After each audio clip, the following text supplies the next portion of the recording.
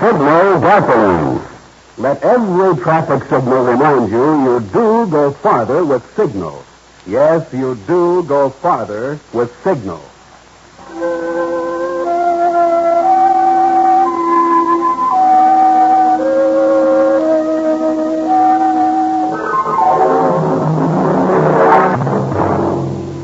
The Signal Oil Company and your neighborhood signal dealer bring you another curious story by the Whistler. Tonight, murder is legal.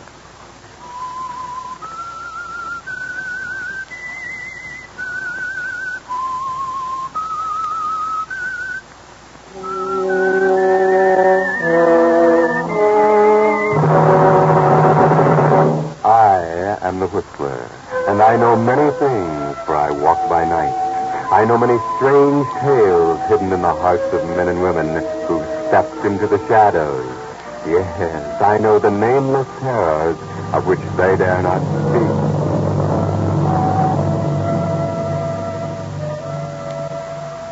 This is the Strip, playland of Hollywood. Here are the most elegant gaming houses and nightclubs in the Western Hemisphere. Here are the sumptuous apartments of the great and near great, the idols of 1 million adolescent girls. In the apartment of David Faraday, hero of costume epics and courtroom scandals.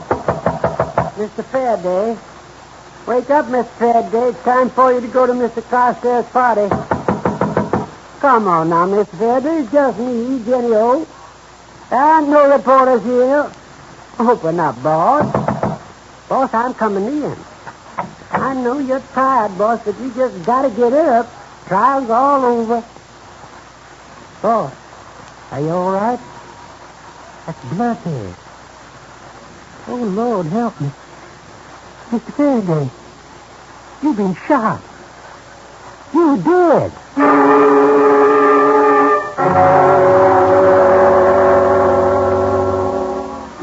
Yes. In the elegant apartment of David Faraday on the Sunset Strip, the body of the screen's swashbuckling hero grows colder.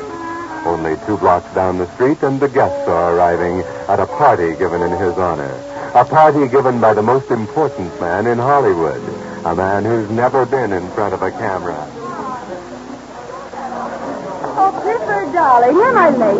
Oh, Pookie was an angel of patience. I spoiled the last 3 takes in my hurry to get here, didn't I, Pookie? I'm so anxious to see David, and he won't answer his phone. He hasn't talked to anyone since the trial, even me, his fiancée, and I've been calling him all afternoon. Clifford, what do you do? Hide your winning client so that the jury can't change its mind? I've been frantic, haven't I, Pookie? If you don't mind, Miss Lorraine, my name is Futterwitz. Futterwitz, not Footy. What would my wife think? Pookie, dear, your wife hasn't had a thought since she married you. Since before, maybe, huh? I wouldn't worry about David, Madeline. He was very tired and probably went home to sleep. The trial was very wearing. However, I think that he'll be here. It was very close, wasn't it? I mean, the girl's story was quite sound. But of course, we all knew that David would get her. With you for a lawyer, how could he miss? After all, you wouldn't want to spoil a perfect record of acquittal. Well, that's really up to the jury. But it was a difficult case. So much publicity complicates any defense. Hello, Madeline. Oh, darling. Oh, darling, you look ravishing. That is for a girl whose fiancé almost went to prison. Why, if it had been Tommy, I wouldn't have slapped a wing. Oh, Mr. Carstairs, you know Miss Mannering of Colombo. No, I haven't had the pleasure. Oh, you're the famous lawyer, Clifford Carstairs. Oh, I've heard so much about you. No one you've ever defended has ever been convicted. Oh, of course, Madeline, how silly of me. Naturally, you didn't worry with Mr. Carstairs defending David. Now, you flatter me. The evidence freed him, not I. Tell me, Mr. Carstairs, is it merely evidence that frees all your clients? Naturally. However, the most important factor is careful preparation. Every contingency must be taken care of ahead of time. Of course. In a sense, the verdict is in before the case ever comes to court. Then it must be confusing if the criminal messed up the crime to start with. I mean, before you could take a hand in arranging the evidence. Well, naturally, Miss Mannering, I try to avoid taking cases that are too confused. Oh. However, no case is perfect legally. That is because no defendant ever considers the legal angle before the circumstances arise. The perfect crime will never be committed until a lawyer can handle the chain of evidence from the beginning of a crime, even before its commission. But, of course, that is impossible. Unless he were to commit a crime himself. That would hardly be ethical, Miss Mannering. Besides, he'd be unable to defend himself, and thus the whole theory breaks down. But before we embark upon our life of crime, Miss Mannering, you'll find the bar in the library at the end of the hall. My honor, Miss Mannering. Oh, what a delightful European bow, Mr. Foot's Wait, Madeline. Yes, Clifford? You don't seem very happy. I thought this was to be our night. Our night to celebrate David's acquittal? Don't be absurd, darling. Oh, what could I do, Maddie? My professional reputation was at stake. Our love, too, darling. Don't forget our love. That was at stake. It was me or your reputation. In Kansas City, I think you would have chosen differently. Kansas City was 10 years ago, Maddie. Isn't it enough that I still love you without having to give up everything that I've gained to prove it? Oh, Cliff, you were my only hope. If David had been convicted today, I would have been free, and we could have been married. For the first time since my divorce from Jack, I was going to be happy with you. But this way... Oh, you won your case, but I've lost mine. No, I've lost too, Madeline. What? I've loved you for a long time, even in Kansas City. Even when you left me to marry Jack. Will we talk about that now? Yes. Jack was the handsomer, the younger, the more promising. So you married him, even loving me. And still, I loved you. Your love has strange ways of showing itself then and now. You set yourself out to break my husband. You had him disbarred, ruined his career. Was that love? I knew you'd leave him after he was no longer a shiny new prize. I didn't leave Jack. He left me. After the automobile accident, the night you had him disbarred. He said he didn't want me to be saddled with a cripple, so he just disappeared. I couldn't come back to you then. That would have been crawling, and I won't crawl for any man. But you'd crawl to David to save your career, to keep your beautiful face in front of the public. That's something else. Something you could have saved me from if you'd loved me, instead of having David acquitted today. You'll be quite safe now, Maddie. You see, David is dead. You... Something like that. Yes.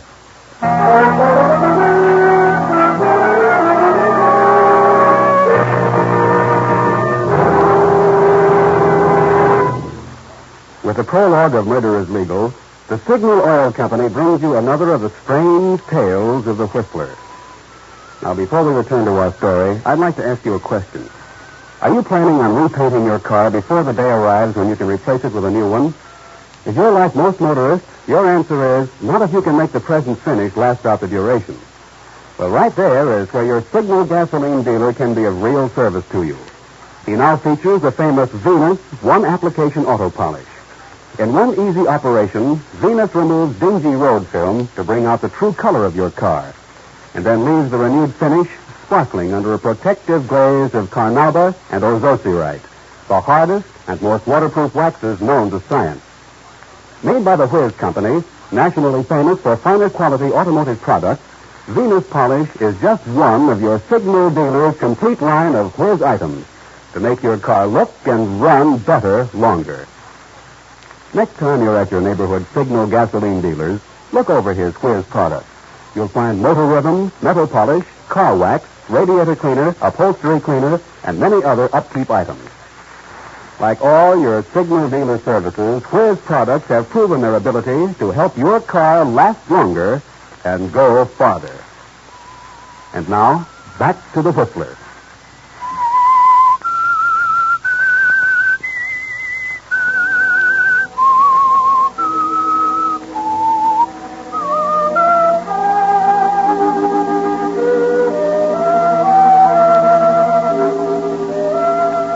Well, Madeline Lorraine, the glamorous picture star, has just heard the startling news that David Faraday, her fiancé, is dead. What makes it more startling is the fact that Clifford Carstairs, the famous lawyer, has practically admitted to her that he murdered David, his client. It's so funny. Did you understand me? Yes, Clifford, darling. David has been murdered. Well, I thought you'd be pleased, but... I am, darling. I am. It's just that it's so funny. So horribly funny. You wouldn't risk losing a case, but you'd risk crime. Oh, you're a born comedian, Cliff. Pookie should hire you. Stop it, Madeline. Why? Don't people laugh when they're happy? My career's safe. Johnstone's yours. Our love is safe. Why, it's wonderful. But what about the police? You and me. Are we safe, too? Yes, I think so. The police will discover that Jack, your former husband, committed the murder. Jack? But I don't understand. Is he here? How could he? One at a time, sweet. Yes, he's here in Los Angeles. I saw him last week. I had occasion to cut through Pershing Square on my way to see a client. He was sitting with his wooden leg propped on a bench, feeding with pigeons. He's changed, Madeline. I hardly recognized him. He didn't see me, but I made inquiries. I can find him when I need him. But I still don't understand. If you killed David, well, you did, though. So why should the police? Very simple. An elementary matter of preparation. Oh. Faraday was shot with a gun registered to your husband. You've had it for years, but no one will know that. Also, there are the marks of the peg leg on the balcony. The room was broken into. He had plenty of motive, and besides, I think I can persuade him to confess. That is, if I make it sufficiently profitable. No, Cliff. No, we can't do it. Between us, we wrecked Jack's life. We can't make him pay for our crimes, too. Don't be silly. He won't be convicted. None of my clients ever is. Your glamorous friend was quite right. I've wanted to arrange my own crime, set the evidence beforehand, and I have. This is perfect, Madeline. It'll be a clear case of self-defense. With me as his attorney, Jack is a cinch for acquittal. It's precious, Cliff. Darling, you're a genius. You arrange everything the way you want it, don't you? It's wonderful. And so funny. So terribly funny.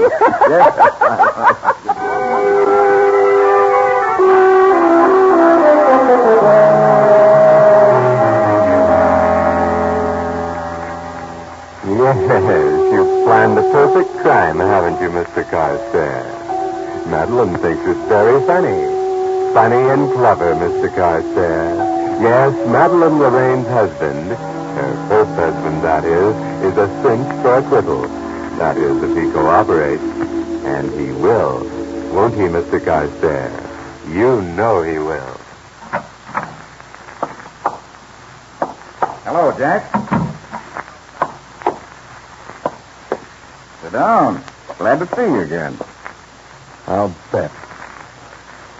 You were pretty sure of me, weren't you, Carstairs? Pretty sure I'd come when you sent for me. You came, I see. Yeah, the great Carstairs wins again. Someday you'll overstep yourself like I did. I'm waiting. Why be so bitter, Jack? I've always liked you personally. You know that. Sure, you only broke my career, had me disbarred for one little slip. Then I get drunk and lose a leg in Madeline. That's all there was in my life, my career and Madeline. I'd be dead now, but for two things. Watching her rise in the world and waiting for you. Well, that was a long time ago, Jack. Why don't you forget it? I did what I had to do. There was no rancor in it. It was nothing personal. Won't you believe that? Maybe. How is Madeline? I guess she's going to marry that Hollywood heel. Too bad, Carstairs. Looks like you lose out again. I've got to hand it to you, though. You protected him. I hadn't thought you had so many scruples, Carstairs. He was my client. I had to protect him. I have another client now, though, and I need your help. Well. I never thought I'd hear the great Carstairs yelling for help. You should have thought of that before you had me disbarred. Sorry, chum. No, I told Madeline you wouldn't be any good to us. But she insisted that I contact you. Why didn't you say so in the first place? Oh, I didn't consider it was necessary. You know I see Madeline. I know you still love her. The story, please. You do, don't you, Jack? The story, fast and good. Well, Madeline, like all figures in the public eye, had some things in her past that the fans might not have approved of. It was essential that she keep them a secret. So? Well, David Faraday knew of these things and was using them to blackmail her into marrying him. Late this afternoon, she met him at his apartment. The colored boy was out. No one saw her. They quarreled. She had that old gun of yours in her bag. She shot him, Jack. The poor fool. Poor little fool. Is there any chance for her, Carstairs? If it comes to open court, not one in a million. I'd do what I could, naturally, but there's not one chance in a million of getting off with less than life. How can you keep it from coming to court? By acting fast. They haven't found the body yet. When they do, the newspapers will be howling for a conviction. It's election year, and the DA will take a fast confession and not ask too many embarrassing questions. That's where you come in. Wait a minute. I'm not burning for anyone else's murders, wooden leg and all. I'm not asking you to burn for it, Jack. You see, I know this DA. He won't even fight a self-defense plea if it looks good at all. With Maddie, there's too much supplemental evidence. They'd have to make it second degree. With you, it's a cinch. I'm Faraday's lawyer. My dictaphones will show his reactions to your being in town, how he wanted to send for you, how he was afraid of you. Clear cut, self-defense. Well, Madeline would never chance. But I'd stake my reputation, even my life, on getting you off scot-free. What makes you think they'll believe this confession? Even if he did have a motive for getting me there. In the first place, that gun was registered to you. In the second, I've checked over the scene. He had a paper knife in his hand. I arranged the room to look as if a fight had occurred. Also, there are marks of a peg leg in the soft ground outside his balcony. In other words, if I don't The cooperate... police will probably pick you up anyway, precisely. And if I do? I am empowered to offer you the sum of $10,000. 15. I won't haggle. Sorry, Carstairs, I can't see it. It's a fine deal. I go to the chair for Madeline's murder, and you pay $15,000 over to my widow. Maybe you'll even throw in a crypt at the cemetery, but it's not enough. Let me restate my position, Jack. Perhaps I didn't make it clear. On the one hand, you confess the circumstances of Faraday's death, and I'll guarantee to get you off. On the other, I tip off the district attorney, and 90 to 1 may indict you anyway. Without my support, I don't think you'd have much chance of acquittal, especially when the blackmail attempts that you made on Faraday come out. I never tried to blackmail Faraday, and you know it. Well, as his lawyer, I'd be in a position to know these details, don't you think?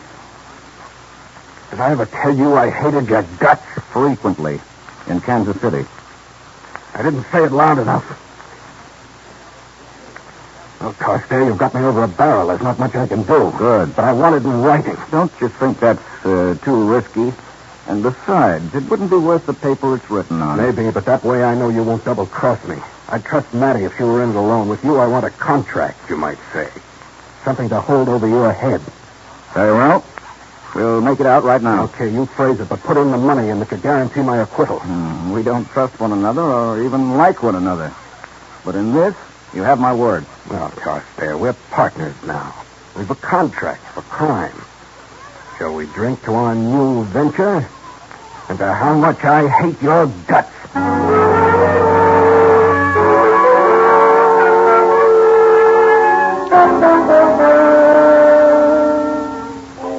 Yes, a good legal partnership. Practically a corporation, if you add Madeline. And 3 such brilliant people, too. They're sure to make a go of it, wouldn't you say? Who's there? Quiet, it's me, Jack. Jack. Oh, darling. I mean, it's 4 in the morning. I have to be on the set at 6. Can't you wait, Jack? I heard what you said the first time. Let me in the French door. Jack. You haven't come near me for 10 years. Tonight I thought maybe you needed me. I do, Jack. I have for a long time. I sent for you often. You never came. I wanted you to have your chance, because I didn't have mine. You've got everything now. You're a big star. You've a fine home, jewels. What more could you want? Well, Safety. I'll give you that, darling. Was what Carstairs told me true? yes. Poor kid. But nothing's going to happen. I just wanted to tell you that. This is one case Carstairs won't dare lose. I know. But that's not what I want. What do you want, Maddie? Do I have to tell you, Jack? After all this time, do I have to say it? Yes. I guess I don't belong in Hollywood, Jack. I'm a fake. I go around being Madeline Lorraine, hard, indiscreet, sophisticated, just as Hollywood as I can be.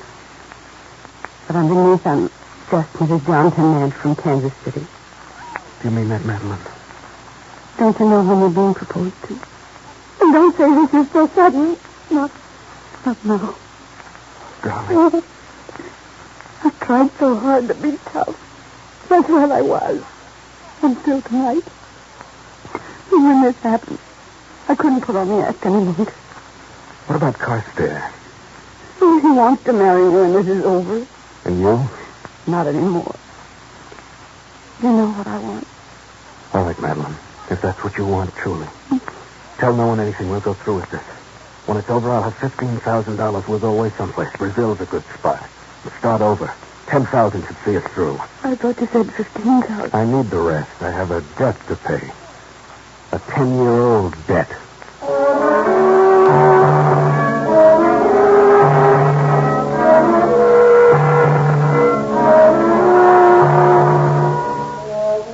Yes, you'll go through with it, Jack. The papers next morning have the story. David Faraday, swashbuckling movie star, was killed in a drunken brawl. His confessed slayer is John Turnant, ex-husband of actress Madeleine Lorraine. Turnant allegedly came to the star's apartment at the request of Faraday's lawyer to sign an affidavit regarding his divorce with Miss Lorraine, which took place in Kansas City 8 years ago. An argument ensued, and Faraday, according to Turnant, seemed intoxicated, attacking with a paper knife.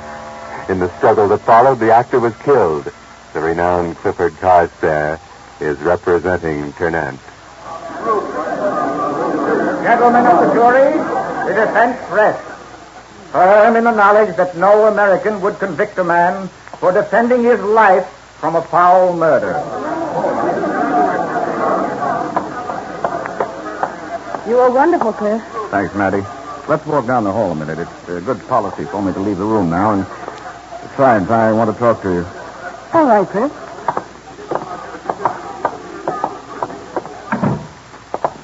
Well, Cliff? What? Then you wanted to walk and talk, you said. Well, yes, I want the date for our wedding set, Maddie. Oh, don't rush me so, Cliff. Rush you? Why, it's been 2 months since David's death. You just keep putting me off. Do you think that's fair, Maddie? Well, to tell you the truth, I haven't given it very much thought. Well, you still love me, don't you? That hasn't changed, has it? Well, everything changes, Cliff. There's nothing certain, except, of course, a Carstairs verdict. You always win, Cliff. You always win, except this time. Well, I told you the verdict was a sin. No, I didn't mean the trial. I meant me. You lose me. Oh, Maddie, you can't do this to me. I don't see that I'm doing anything to you. I'm just doing something for me. Not for Putchewitz, nor a public, nor David, nor you. Just me. I'm going back to Jack, Chris. After the farce in there is over, we're going to go away and start all over. Oh, Madeline, you owe me more than this. Do I? I'm sorry, Chris. I only killed a man for your sake. That was your idea, Chris, not mine. And then that night, when you told me about it, and about how you were going to use Jack to protect us, well, it was suddenly so horribly funny that I laughed. You remember? In that instant, faced with a murder, I realized what I really wanted. And it wasn't you at all, Cliff. It wasn't Hollywood or my name in lights either. It was Jack. I'm going back to being simple. Being just his wife. And it was so tragically funny. It doesn't amuse me, Maddie. What if I were to expose your connection with Faraday and the killing? Remember the contract you signed with Jack, dear. You can't touch him without putting yourself in the chair. As for me, I don't have my public anymore. They can think what they please about me. I'm a different human, Cliff, than the one who came to your party that night. And if I've been foolish, I'll atone for it. And that's my answer, Cliff. And it won't change. I'm sorry. The great Carstairs has lost this verdict.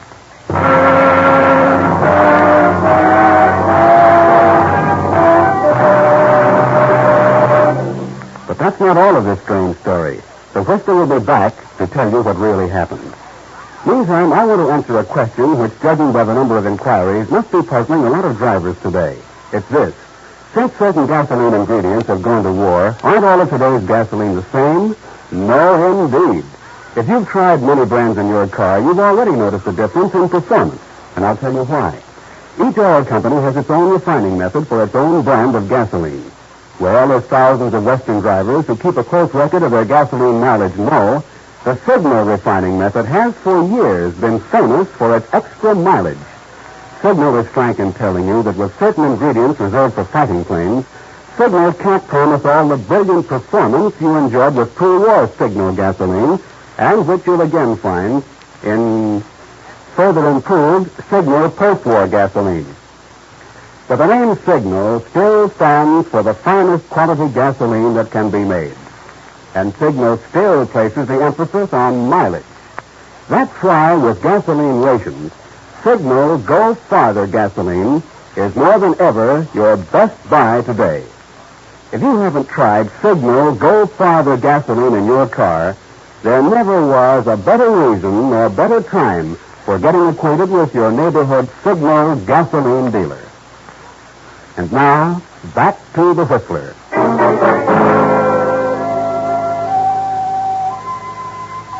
Well, of course, Jack was acquitted. And you won again, Carstairs. Everything turned out just as you said it would. Except, of course, Madeline. You killed a man for nothing, but it was a perfect crime. The evidence was arranged as only a lawyer could do it. But then Jack was a lawyer, too, once. You know what a good lawyer with, shall we say, $5,000 can do, don't you, Mr. Carstairs? 1,000 here and there to the proper people, and a tip-off to the police. You've done it often enough yourself. A frame-up, they call it, don't they? Hello, Carstairs. Remember me, Reynolds, District Attorney's Office? I want to ask you a few questions. Oh, well, sit down. Thank you. Always glad to help you, boy. Good. Then answer this one. Why did you kill David Faraday? What? The colored man says you came in that afternoon. Says you paid him to say he was out. Says he was scared to talk before. Why, that's ridiculous. He wasn't anywhere around. Then you admit you were there. I admit nothing. How about the gunsmith downtown? He says you paid him $1,000 to file that identification number on a gun. You haven't got a chance, Carstairs. I've been framed. It's an open and shut case. Funny, we'd never have thought of it. We got the tip from that guy you forced to confess to the crime. He skipped to Brazil. Afraid we'd make him stand trial for perjury. We wouldn't, though.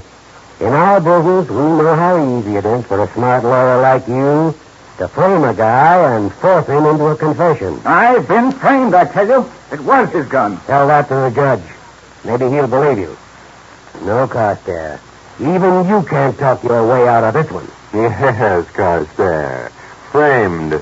But in this case, framed for a murder you did commit.